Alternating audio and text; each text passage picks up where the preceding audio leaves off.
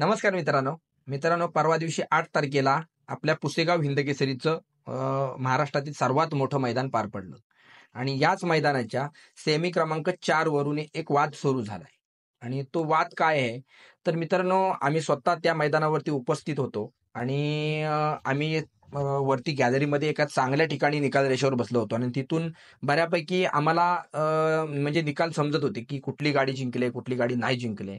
तर मित्रांनो, 4 क्रमांकाचा तुम्हाला किस्सा सांगतो, की सेमी क्रमांक 4 सुरू झाला आणि सेमी क्रमांक 4 एक अर्धा टप्पा झाल्याच्या नंतर 3 गाड्यांमध्ये जबरदस्त चुरस चालू झाली. एक 10 नंबरला तिकडे बकासूरची गाडी होती आणि ह्या 1 नंबरला इकडे रोमनची गाडी होती आणि त्याच्या बाजूला एक गाडी होती. ह्या 3 गाड्या एकदम क्लोज होत्या आणि मग अचानकपणे जशी निकाल त्याच्या जवळ आली ना, तशी आम्ही शूट करत होतो आणि व्यवस्थित बघत होतो, की सगळ्यांना असं वाटायला लागलं, की रोमनची गाडी पुढे निघून गेली. आमच्या बाजूला स्टँडमध्ये ना सगळे बकासूर प्रेमी बसलेले होते. सगळे बकासूर, बकासूर, बकासूर करत होते आणि जशी सेमीफायनल संपली ना, तसे सगळेजण नाराज झाले. म्हणजे त्यांना स्पष्टपणे निकाल समोर दिसत होता आणि त्यांना असं वाटायला लागलं, की कुठेतरी रोमनची गाडी लागली आणि बकासूरची गाडी मागे पडली. असं आम्हाला तिथे निकाल रेषेवर स्वतः दिसत होतं. बाकी आम्ही काही ह्या व्हिडिओच्या माध्यमातून निकाल सांगण्याचा प्रयत्न करत नाहीये. कारण का निकाल सर्वस्वी मंडळाचा असणार आहे. परंतु त्या ठिकाणी आम्ही उपस्थित होतो आणि आम्हाला स्पष्टपणे दिसत होतं आणि सगळेच बकासूर प्रेमी मग हा निकाल बघून नाराज झाले आणि आमच्या बाजूला जे निकाल बघून नाराज झालेले जे काही लोक होते, ते सगळे स्टँडमधून उतरून खाली गेले. ते म्हणायला लागले, की बकासूर आता फायनलसाठी पात्र नाही झालाय, मग आम्हाला काय फायनल बघण्यात मजा नाही. आम्ही चाललो खाली. आणि तिकडून मोहिल धावत आला आणि मोहिलला सर्वांनी खांद्यावर घेतलं आणि सर्वजण जोरजोरात ओरडू लागले, की सेलिब्रेशन करू लागले. मग नेमकं समजायलाच काय मार्ग नव्हता. आमच्या इथे सगळे बकासूर प्रेमी बसलेले होते आणि ते बकासूर हरला म्हणून खाली गेले आणि त्यांच्याबरोबरचे आलेले लोक उभे होते आणि ते म्हणायला लागले, अरे बघ रे, बकासूर मला वाटतं क्वालिफाय झाला. परंतु सगळे म्हणतो, असा कसा बकासूर क्वालिफाय होईल?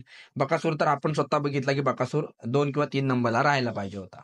पण सगळे म्हणायला लागले, काही एखादी रोमनची गाडी लॉबी झाली असेल. कारण का पुसेगावच्या मैदानामध्ये आपल्या भरपूर हे असतात, म्हणजे लॉबीचे नियम आहेत. गेल्या वर्षी जर तुम्ही पुसेगाव हिंद केसरीची फायनल बघितला असाल तर बकासूर आणि मोठा सोन्या यांनी फायनल मारली होती, परंतु ही गाडी 4 नंबरला आली होती. ह्याच्या अगोदर 3 गाड्या आल्या होत्या आणि आपला भारत आणि बाजी ह्यांची गाडी 1 नंबरला आली होती. पण पहिल्या तिन्ही गाड्या लॉबी झाल्या होत्या, म्हणून त्या तिन्ही गाड्यांना बाद ठरवण्यात आलं आणि त्याच्यानंतर बकासूर आणि मोठा सोन्या यांना 1 नंबर देण्यात आला होता.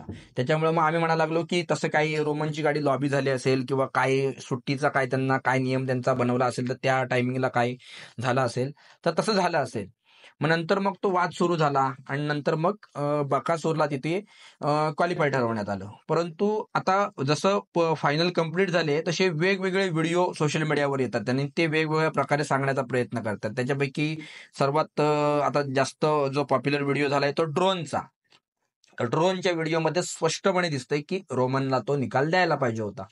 पण आपण त्याच्यावरती स्पष्टपणे बोलू शकत नाही, कारण का हा निर्णय सर्वस्वी मंडळाचा आणि पुसेगावकरांचा आहे. त्याच्यामुळे पुसेगावच्या मंडळाने हा निर्णय जो दिलाय बकासूरच्या गाडीला विजय ठरवण्याचा, तो निर्णय त्यांनी कुठली व्हिडिओ बघून घेतलाय किंवा सुट्टीचा, बरेच जण म्हणतात, की सुट्टीला रोमनची गाडी आणि त्या बाजूची गाडी पुढे होती म्हणून त्यांना निकाल दिला नाही. तर त्या बाबतीत त्यांच्याकडे काही व्हिडिओ आहे का किंवा त्या बाबतीत काय स्पष्टीकरण आहे का, तर ते आता सांगू शकते. आणि काल मी निंबाळकर सरांचा व्हिडिओ बघितला, तर त्यांनी असं सांगितलंय, की या विषयावरती सगळ्यांशी त्यांचं बोलणं झालंय आणि त्याच्यावरती पुसेगावच्या ग्रामस्थांनी आणि देवस्थान कमिटीने सांगितलेलं आहे, की याच्यावरती आम्ही 10 तारखेला एक मिटिंग घेणार आहोत आणि 10 तारखेच्या मिटिंगमध्ये ह्याच्यावर आम्ही एक कुठला काबा निर्णय दिला आपला योग्य होता की अयोग्य होता, त्याच्यावरती आम्ही बसून चर्चा करणार आहोत. आणि जर त्याच्यातून काय निष्पन्न झालं, तर त्यांचं असं म्हणणं होतं निंबाळकर सरांचं, की बरेच जणांचं असं म्हणणं आहे, की ही गाडी म्हणजे बकासूरची गाडी बाद दिली जाऊ शकते. मग बकासूरची गाडी आता बाद देत आहेत, की रोमन आणि ह्यांना दुसऱ्या गाडीचा काही विचार केला जातोय, हा आता आपल्याला त्यांचा आता 10 तारखेला आज त्यांचा निर्णय झाल्याच्या नंतर समजेल. परंतु माझ्या वतीनं मी तो व्हिडिओ पण तुम्हाला इथे लावून दाखवेन की नेमका तो व्हिडिओ आम्ही जिथं बसलो होतो तिथून त्या बकासूरच्या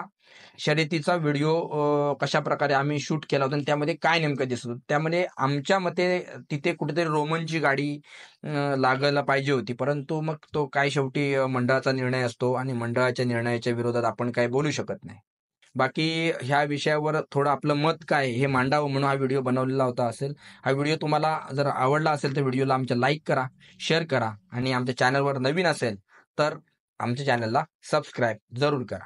धन्यवाद.